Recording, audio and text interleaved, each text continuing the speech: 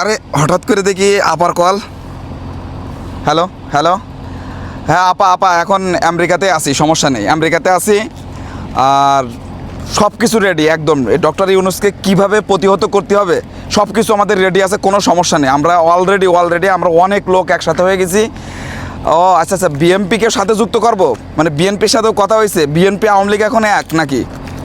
ও আচ্ছা আচ্ছা আচ্ছা, এইভাবে আসলে আপনাকে যে কী বলে ধন্যবাদ জানাবো, আসলে বলার কোনো ভাষা রাখি না।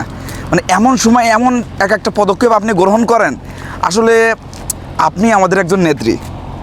এরকম নেত্রী আসলে বাংলাদেশে আর আসবে কি না, এটা আসলে বাংলাদেশের মানুষের জন্য খুবই দুঃখজনক বিষয় আর কি। তো ঠিক আছে আপা আপা, কোনো আপনি খালি কয়টা দিন একটু অপেক্ষা করেন, তারপর দেখেন আমরা কি করি। খালি জাস্ট কয়টা দিন একটু অপেক্ষা করেন। আমি সকালে অলরেডি অ্যানাউন্স করে দিছি, তা বলছে যে লোকজন সব রেডি আছে।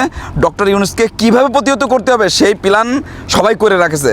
আর বিএনপি যদি আমাদের সাথে থাকে তাহলে তো কোনো কথাই নেই, আমরা একদম বিএনপি আওয়ামী লীগ আমরা সব একসাথে ভাই ভাই হয়ে এমন পদক্ষেপ গ্রহণ করবো, ব্যাস ডক্টর ইউনূস যাতে বাংলাদেশে আর প্রবেশ করতে না পারে সেই রাস্তা বন্ধ করে দেবো একদম। ঠিক আছে। আচ্ছা আপা আপা, আপনি আপনি একদম একদম চিন্তা করেন না, আপনি কোনোভাবেই